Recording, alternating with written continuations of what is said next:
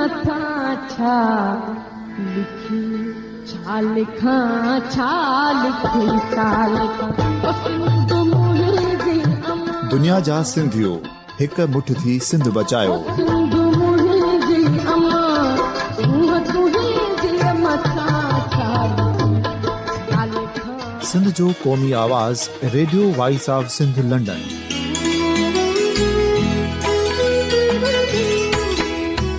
Radio voice of Sindh London पंहिंजी नशरियात में सिंध जी सियासत, समाज, इक़्तिसादियात, तारीख़, क़ौमी उमंगुनि ऐं अख़लाक़ियात मुतलिक़ सिंध जी हक़ीक़ी तर्जुमानी कंदे प्रोग्रामनि खे असराइतो बणाइण लाइ सिंध जे घण घुरनि ऐं धरतीअ सां प्यार कंदड़ अदीबनि, दानिशवरनि, सहाफ़ियुनि, उस्तादनि, वकीलनि ऐं हर तबिके जे मानवारनि सजणनि खे सिंध में शऊरी इनकलाब लाइ सहकार जो सॾु ॾियूं था।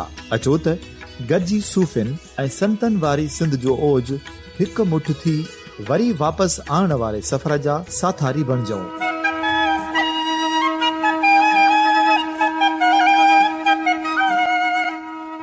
हिक नए सुबुह जी शुरूआत जो पड़ाॾो घर घर, ॻोठ ॻोठ ऐं शहर शहर ताईं पहुचायो। शाल सिंध आबाद ऐं ख़ुशहाल थिए, सिंधी माण्हू सुखियो ऐं सताबो थिए।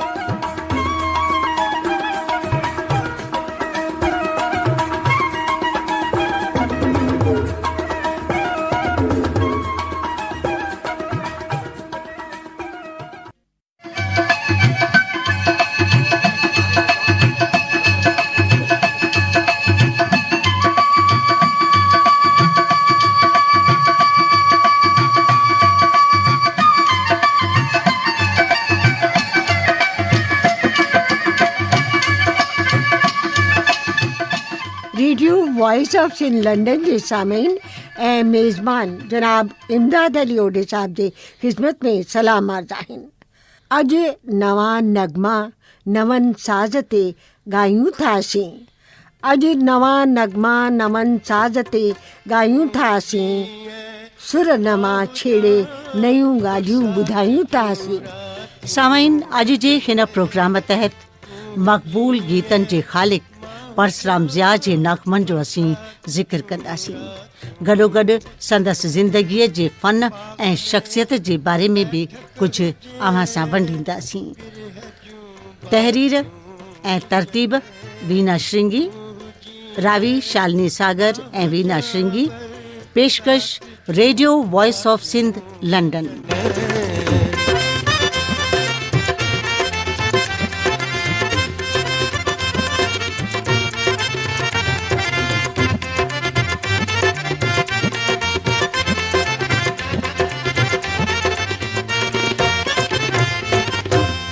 जय मां हुजां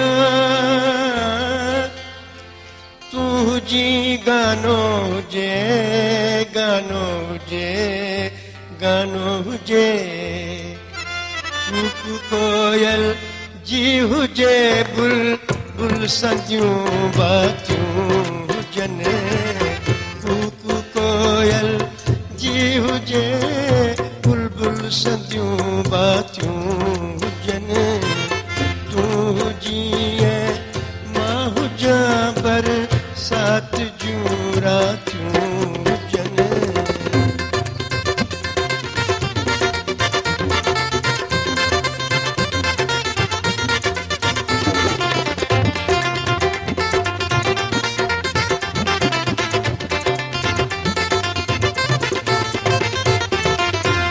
तुंहिंजे अखरनि जे इशारे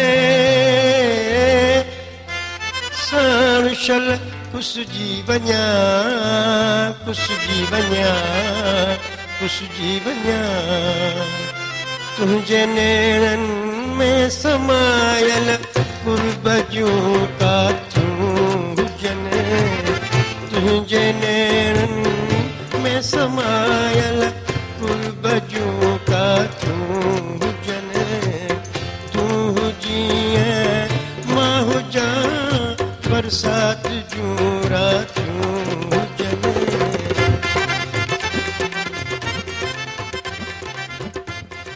हर क़दम खे हिकु नओं गुलशन बणाईंदा हलूं, हर क़दम खे हिकु नओं गुलशन बणाईंदा हलूं, बरपटन में बाग़ जी रंगत रचाईंदा हलूं, एकता जा बचा नारा लॻाईंदा हलूं, एकता जा बजा नारा लॻाईंदा हलूं। शाइर परसराम ज़िया जी ख़ूबसूरत शाइरी जो बि असीं सामीन खे लुत्फ़ वठाईंदासीं। ज़िया वॾी तइदाद में फिल्मी गैर फिल्मी गीतनि जी रचना कई। संदसि गीत गज़ल तक़रीबन हर फनकार ॻाता आहिनि, हर मंच ऐं महफ़िल में संगीत प्रेमियुनि माणिया आहिनि। असांखे यकीन आहे त अव्हां बि ज़िया जो को न को गीत गज़ल या काफ़ी ज़रूरु ॿुधी हूंदी ऐं संदसि शाइरी माणी हूंदी। ज़िया फरमाए थो, हू वफ़ा मुंहिंजी कीअं भला सम्झे, हू वफ़ा मुंहिंजी कीअं भला सम्झे, हुजे हुन वटि वफ़ा वफ़ा सम्झे। ज़िया जा कई कलाम संगीत सम्राट मास्टर चंद्र ॻाता आहिनि। कलाम जा ॿोल ज़िया जा ऐं सुर चंद्र जो ॼण सोने ते सुहागे जो कमु कंदा हुआ। जहिड़ो की दिलि आहे हथनि में थो ख़रीदार खे ॻोल्हियां, दिलि आहे हथनि में थो ख़रीदार खे ॻोल्हियां, बाज़ार मोहब्बत में तलबगार खे ॻोल्हियां। या दिलि हुन जी ऐं मुंहिंजी हिकु आ, ॾाढी असां ॿिन्ही में सिक आ। सुहिणा पंहिंजे अखियुनि खे झल तूं, इहे तीर न हण पल पल तूं। कबूतर कबूतर कबूतर, ख़बर हीअ खणी वञ अकुल जा अकाबर। तुंहिंजे शहर में आयुसि क़िस्मत सां, पर सुहिणा कीन रहायो। ऐं ज़िया जा कलाम मास्टर चंद्र बि ॻाता आहिनि, गोप चंद्र बि ॻाता आहिनि, महेश बि ॻाता आहिनि। शाली एक्चुअली छा आहे त दरअसल ज़िया जेको आहे गोप चंद्र जी जेका घरवारी आहे उहा ज़िया जी न्याणी हुई, आरती राज जो नानो थियो जेको आहे। त इहा असां पंहिंजे ॿुधंदड़नि खे जेका आहे रिश्तो जेको आहे उहो बि ज़िक्र कंदा हलूं था। मतिलबु गोप चंद्र जी घरवारी गोपी सा परसराम ज़िया जी न्याणी हुई ईअं। ऐं संदन ईअं चवां की आरती राज जेका आहे सा गोप चंद्र ऐं गोपीअ जी धीउ आहे, जेको जंहिंजो नानो परसराम ज़िया साहब जिन। बिल्कुलु। ऐं उन बि कलाम तमामु घणा ज़िया जा ॻाता आहिनि गोप चंद्र जी। बिल्कुलु। परसराम ज़िया जो जनम सिंध जे टंडे आदम में 11 जुलाई 1911 में थियो। संदन पूरो नालो परसराम हीरानंद सचानंदाणी हो। ज़िया जी वफ़ात 28 अक्टूबर 1958 ते थी। विरांङे बाद हिंद में अचण बाद सिंधियुनि जी बस्ती उल्हासनगर में अची उहे रहा। पेशे जे लिहाज़ खां सिंधी जा उस्ताद आ। किन किताबनि जो हिते ज़िक्र करणु चाहींदासीं। बाग बहार ॿारनि लाइ गीत ऐं गीत गज़ल, आलापे ज़िया, पैगामे ज़िया, ज़िया जी मास्टर चंद्र सां जीअं तोखे ख़बर आहे ज़िक्र कयोसीं त सेणपी हुई। त वीना तो मास्टर चंद्र जी ऐं ज़िया जे विच में कुटुंबी रिश्तनि जी ॻाल्हि कई आहे, त भला छो न ॿिन्हिनि जे विच में इन खां अलावा शाइर ऐं ॻाईंदड़ फ़नकार जो जेको रिश्तो रहियो आहे इन जो लुत्फ़ असीं ॿुधंदड़नि खे वठायूं। बिल्कुलु। त असां ही गीत ॿुधाए रहिया आहियूं।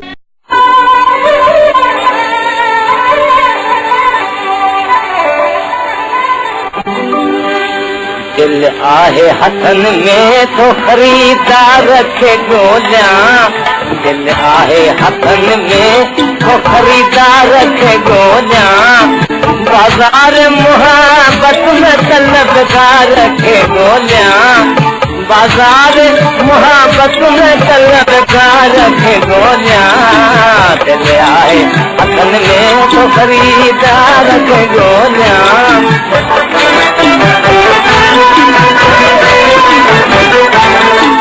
क़ीमत मुंहिंजे दिल जी फ़क़त प्यार मुहबत,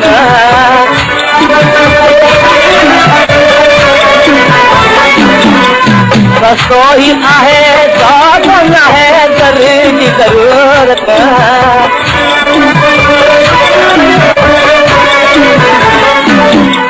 सस्तो ई आहे सौदो न आहे दर जी ज़रूरत।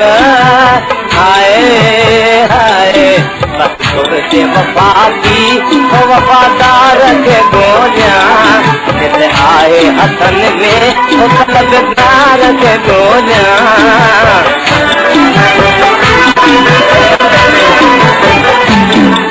दिल पंहिंजी अथम करे हसीननि जे हवाले ज़िया खे हिकु पुटु नारायण बो हो जेके वफ़ात करे विया आहिनि। कई साल अॻु ज़िया जी नाले सां अदबी रसालो बि उन्हनि कढियो हो ऐं ज़िया जी पुटु नारायण जी वफ़ात सां उहो रसालो विशाली बंदि थी वियो ऐं कुझु इशू मूं वटि आयल आहे, मुलाक़ात बि उन्हनि सां थियल हुई। मास्टर चंद्र जो जेको गीत उन्हनि ॻातो आहे उहो बि ऐं ॿिया गीत बि ॿुधंदड़नि में बेहद मक़बूल आहिनि। ज़िया जा जेके आहिनि जहिड़ो की क़िस्मत आहे मुंहिंजी दिल जी फ़क़ति प्यार मोहब्बत सस्तो आहे ही सौदो न ही ज़र जी ज़रूरत बसि घुरिजे वफ़ा थी वफ़ादार खे ॻोल्हियां। ऐं मास्टर चंद्र जेको आहे ज़िया सां कुटुंबी रिश्ते जो ॻाल्हि पिया कईसीं त हिकु ॿियो रिश्तो बि असां ज़िक्र करणु चाहींदासीं जेको असांखे मास्टर चंद्र जे प्रोग्राम में रहिजी वियो हो त मास्टर चंद्र जी जेका घरवारी हुई हेती बाई जी उनजो नालो ऐं अमर शहीद भगत कंवरराम जेके हा जी जी उन्हनि जी भेण जेका हुई त उनजो नालो बि हेती हो त इन जे करे अमर शहीद भगत कंवरराम जो मास्टर चंद्र जे सां तमामु गहरो रस्तो हो ऐं उन्हनि जी घरवारी खे उन्हनि भेण कयो हो। ज़िया साहब जो ज़िक्र निकितो आहे त ज़िया जो हिकिड़ो शेर बि सामीन सां वंडींदासीं। जीअरे करे न क़दुरु कोई शेर जो खणी मरंदुसि कंदा पोइ पाणे मुंहिंजे सुखुनि खे यादि। ज़िया जी ज़िंदगीअ में काफ़ी मुश्किलातूं रहियूं। विरहाङे बाद कैम्प जी पीड़ादायक ज़िंदगी ज़िया पंहिंजे हिकु शेर में अॻिते फरमाए थो, बुलबुल जा ॿुधी नगमा झले दिलि न सघां, बुलबुल जा ॿुधी नगमा झले दिलि न सघां, तॾहिं तो ग़ज़ल दर्द जा मां ॻायां। ज़िया भगवत गीता जप साहब सुखमनी साहब जो सिंधीअ में तर्जुमो पेश करे वॾा वड़ कया आहिनि। परसराम ज़िया जा कई गज़ल महेश चंद्र ऐं गोपचंद्र बि ॻाता आहिनि। इन खां अलावा ज़िया वॾे तइदाद में फिल्मी गीत बि लिखिया जहिड़ो कि फिल्म अबाणा, लाडली, झूलेलाल, इंसाफ़ किथे आ, राय ॾियाच वग़ैरह वग़ैरह।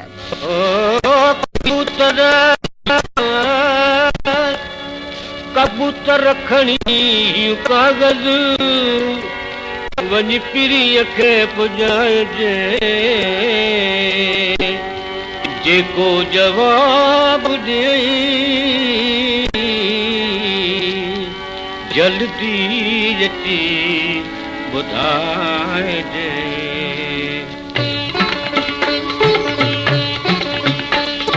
बरहीअ खणी वञ अकुल जा काबर, बरहीअ खणी वञ अकुल जा काबर, कबूतर कबूतर कबूतर कबूतर कबूतर कबूतर कबूतर कबूतर।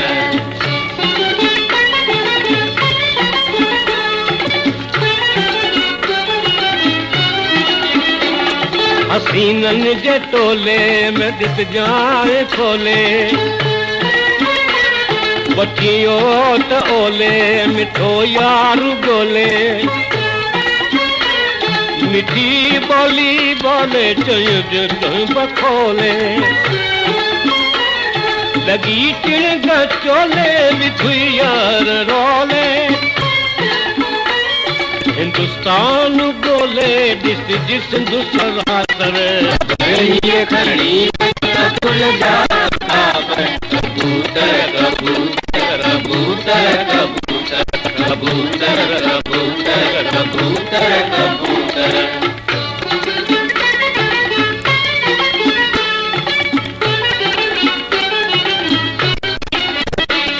कबूतर जईद आब अकड़ में आने,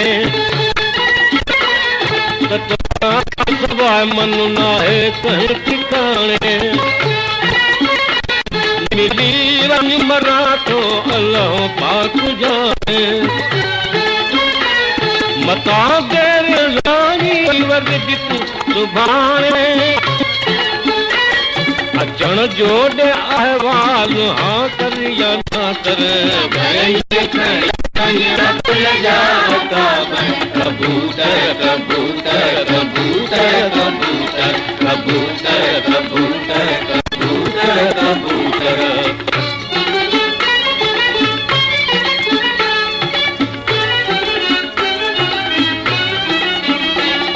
वफा तो करिया कंदे वद वफा कर वफा उनके बदले नचना जफा कर अजायो हले दो चंद्र के खफा कर मुझे लगा लिखिया तकली वफा करी कभी कोई आदर या असली निरादर कबूतर कबूतर कबूतर कबूतर कबूतर कबूतर कबूतर हाँ कबूतर कबूतर चंद्र उड़ायो तंहिंखे दिया वरायो शायर जवाब कूड़ो शायर कया सुनायो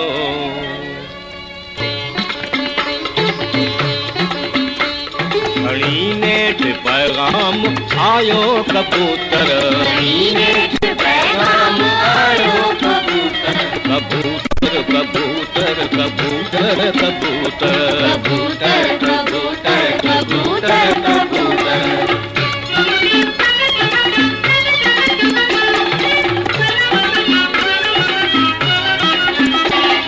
कबूतर चयो मूं कई ॾाढी ॻोल्हा घुमी मूं ॾिठा हुस्न वारनि जा टोला अवल मूंखे आया नज़र खूब रोला मगर मुंहिंजी मुश्किल कई दूर मौला सजण तुंहिंजो आख़िर सुञातुम सरातन नेठ पैगाम आयो कबूतर कबूतर कबूतर कबूतर कबूतर कबूतर कबूतर कबूतर कबूतर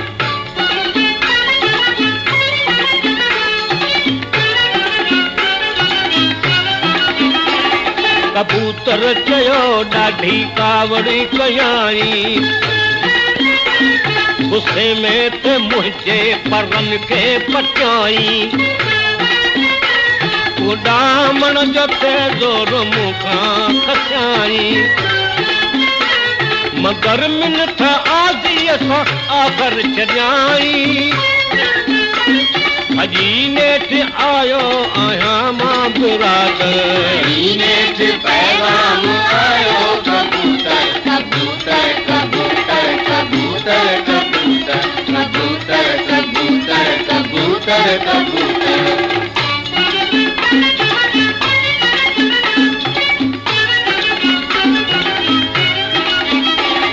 जयाई अञा आज़माई तो रांदुसि खिलाई तो रांदुसि रुवारी तो रांदुसि यारी तो रांदुसि वरी मारी तो रांदुसि दया भी करदुसि ये धिकारी तो रांदुसि रिया वञ वञी चंद्र खे ख़बर कर नेठ पैगाम आयो कबूतर कबूतर कबूतर कबूतर कबूतर कबूतर कबूतर कबूतर कबूतर फिल्म अबाणा जो वतन जे विछोड़े ते जेको गीत लिखियो आहे उहो दिलि खे छुहंदड़ आहे जेको मास्टर चंद्र फिल्म में ॻातो बि आहे फिल्मायो बि वियो आहे छॾे पंहिंजी सिंधूअ जा किनारा छॾे पंहिंजी सिंधूअ जा किनारा अबाणा अझा ऐं छिना प्यारा प्यारा पुराणनि पखनि खे छॾींदा वञनि था लॾींदा वञनि था पखी बाग पंहिंजो छॾींदा वञनि था या वरी जेको होलीअ ते गीत उन्हनि जो लिखियलु आहे ऐं ॻातल आहे मास्टर चंद्र जो। सट माई सट लटा सट वेही सट, घोट तुंहिंजो गजे थो नाहे तो में घटि, हेॾे हेॾे हेॾे त निहार। विना छो न ज़िया जो को फिल्मी गीत असीं सामाइन खे ॿुधायूं। फिल्म अबाणा जो ही गीत आहे, असीं ॿुधंदड़नि जे ख़िदमत में पेश करे रहिया आहियूं।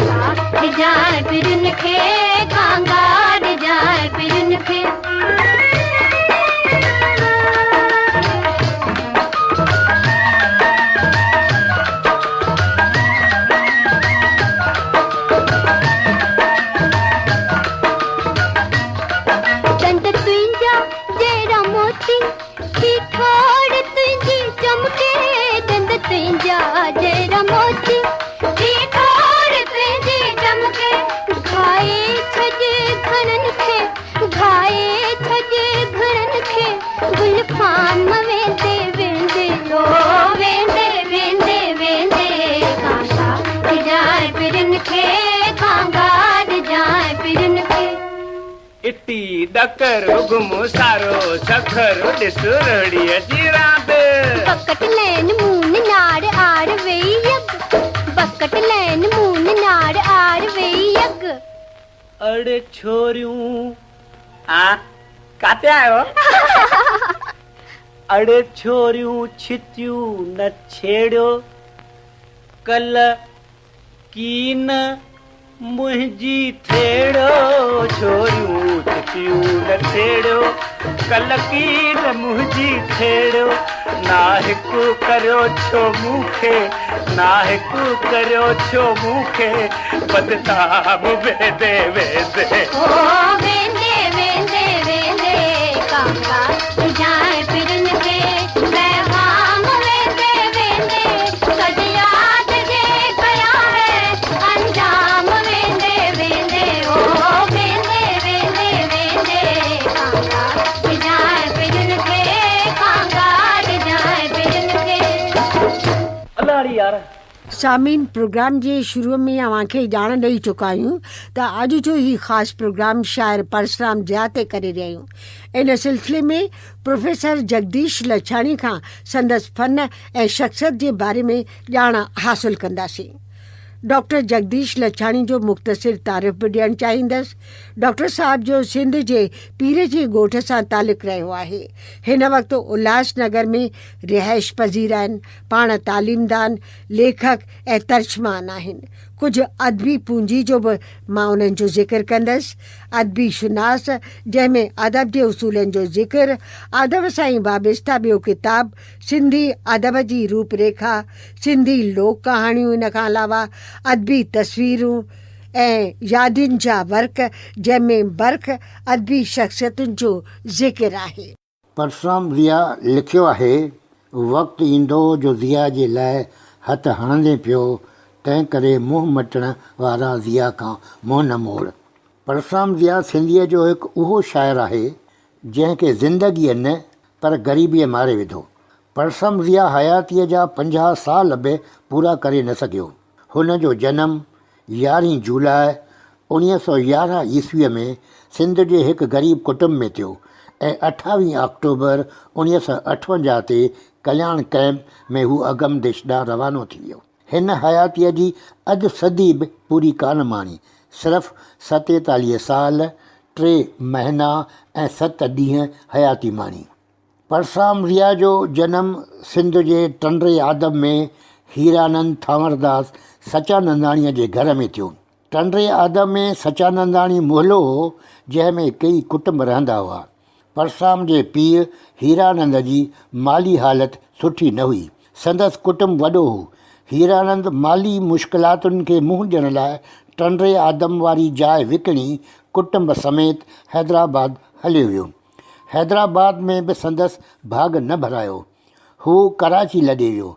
कराचीअ में परसराम हिकु प्रेस में कंपोज़िटर जी नौकरी शुरू कई।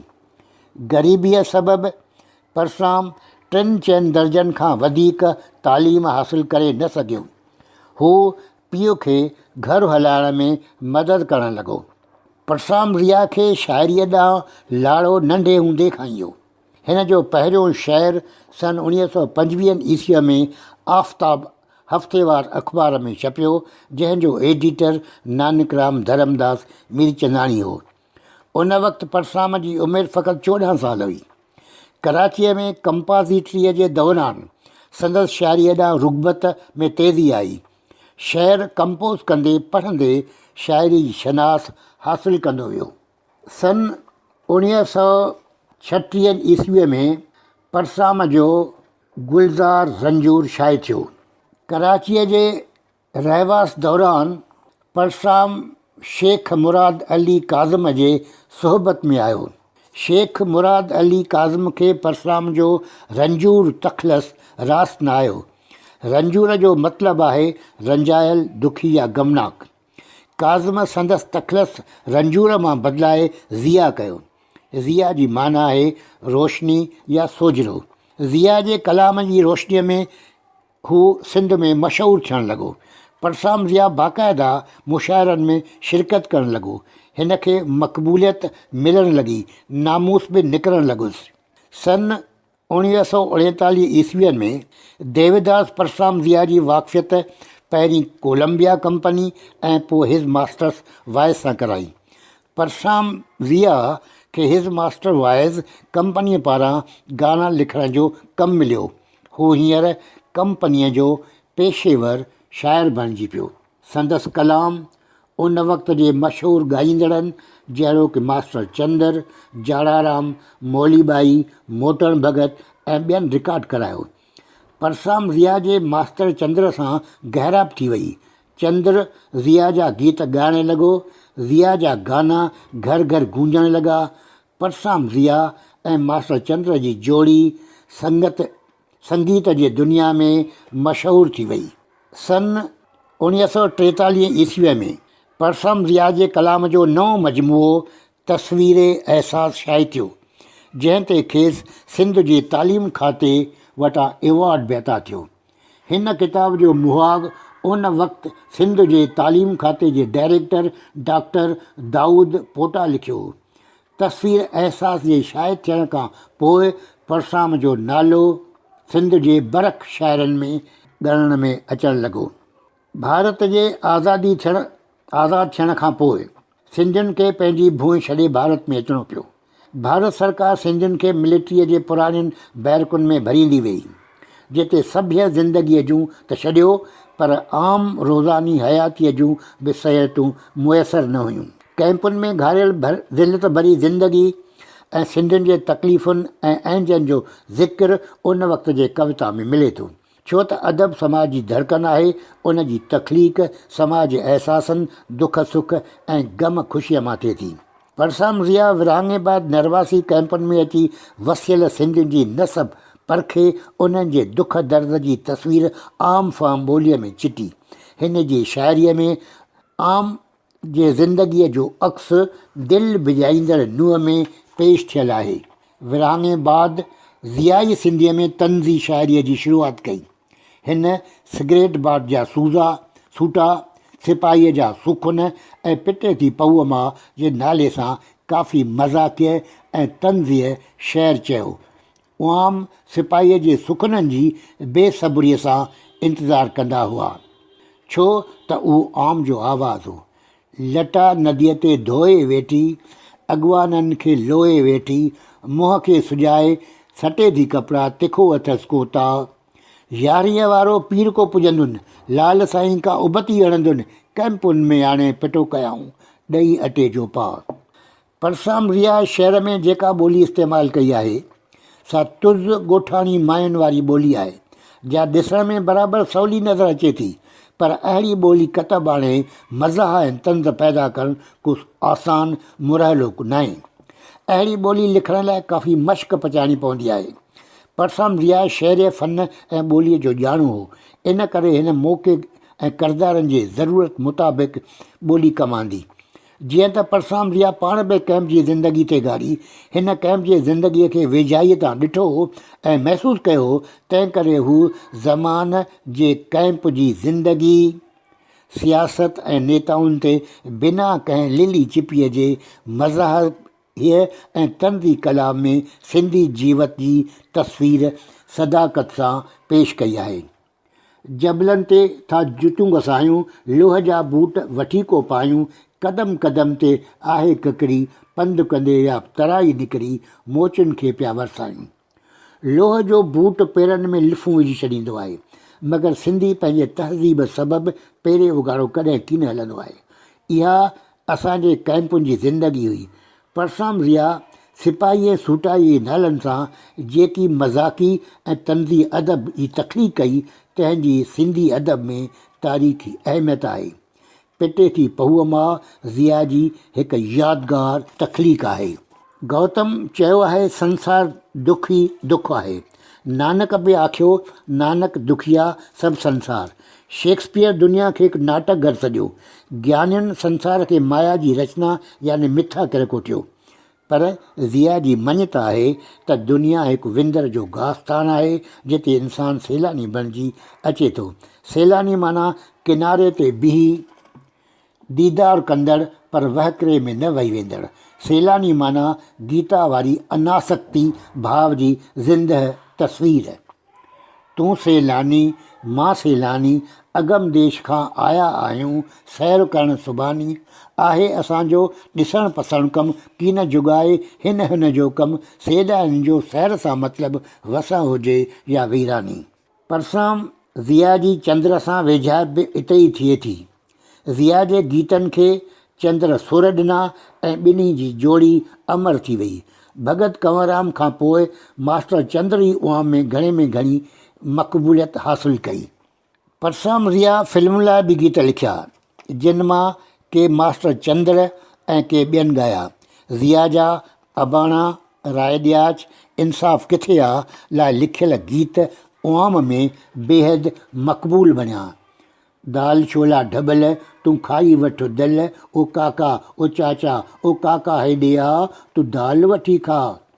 मुंहिंजो जाने जिगर वियो जुदाई करे, हाय पंहिंजनि खां थियो परे। 1 2 4 1 2 3 4 5 नंबर कैंप, खॾूं खुॿा वाट ते बती न कालैम। जेसीं जान में बाक़ी दम रहंदो, दिलि में विछोड़े जो गम रहंदो। 28 अक्टूबर 1958। परसाम ज़िया कंहिं मीटिंग तां मोटियो हो। मानी खाई हू मास्टर चंद्र सां मिलण लाइ घरां निकितो। मास्टर चंद्र ॿाहिरां आयल हो। हूअं त हू रोज़ पिया गॾिबा हुआ। राति जा अटकल 10 खनि थिया हुआ। परसाम ज़िया खे रस्ते में छातीअ जे सूर जी तकलीफ़ अची थी। हाणे हू छा करे? हू मास्टर चंद्र वटि न वञी डॉक्टर किशनचंद तलरेजा जे घर लंघे वियो। डॉक्टर तलरेजा परसाम खे सुञाणंदो हो, पर हिन खे राति जे वॻड़े पंहिंजे घर में आयल ॾिसी मुंझी पियो। परसाम ज़िया साण दिलि जे सूर जी ॻाल्हि कई। डॉक्टर हिन खे इंजेक्शन हणे ई हणे परसाम रिया ढिरकी पियो ऐं संदसि प्राण पखीअड़ो अगम देश ॾांहुं रवानो थी वियो। साहित्य जगत में दुख जी लहर फैलिजी वई। सच आहे, विसारण सां बि विसरण कीन पंहिंजे यार जूं ॻाल्हियूं सदाईं यादि से रहंदियूं, मोहबत प्यार जूं ॻाल्हियूं। अव्हां डॉक्टर जगदीश लछाणी जा तासुरात ॿुधी रहिया हुआ। इहे हुननि पंहिंजा वीचार वीना श्रृंगी सां गुफ़्तगू दौरान वंडिया। परसराम ज़िया ज़िंदगीअ जे हर पहलूअ ते लिखियो। भगवंती नावाणीअ जे आवाज़ में हिक वनीअ जा पंहिंजे खावंद जे लाइ कहिड़ा जज़्बात हूंदा आहिनि, उन ते हुननि हिकिड़ो गीत लिखियो आहे। टपाली घोट जो ख़त ॾेखार, मन घुरी तोखे ख़र्ची ॾींदसि, दिलि घुरी तोखे ख़र्ची ॾींदसि, वठि रुपयो कलदार टपाली घोट जो ख़त ॾेखार। बेशुमार जेके अंशाली गीत आहिनि। जी। ऐं इन खां अलावा गुज़ारे वञण खां पहिरीं ज़िया साहब जेको केसी कॉलेज में मुशाइरे में शिरकत कई, उन में ख़ूब दाद खेनि मिलियो ऐं खेनि उते कंहिं अवॉर्ड सां बि नवाज़ियो वियो। त वरी भिट शाह ते जेको हुननि लिखियो आहे, हुननि शाह ते लिखियो, सचल ते सामी ते। त ॿ सिटूं उहे मां अॼु जे प्रोग्राम तहत ज़रूरु ॿुधाइणु चाहींदसि। इरशाद। भाग उन भिट जा भला, भाग उन भिट जा भला, जंहिंखे वसायो भिट धणी, रश के जन्नत हिक बयाबान खे बणायो भिट धणी, ज़र्रा ज़र्रे खे सुगंधी सां सजायो भिट धणी, मार्फत जे मै जा मट खणी आयो अब्दुल लतीफ़, इश्क जे मैखाने जो साकी बणी अब्दुल लतीफ़। वाह।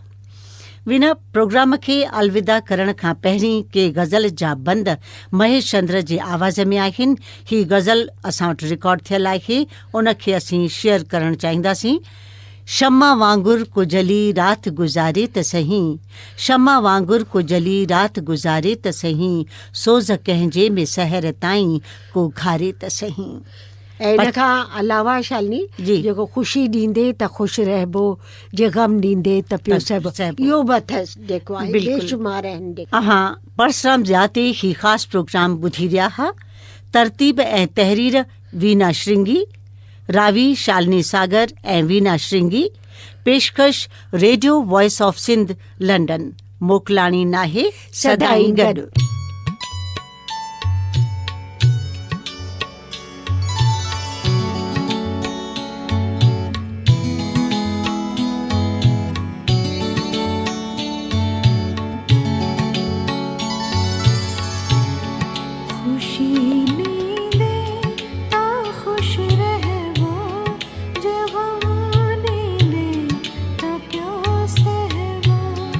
खुशी नींदे ता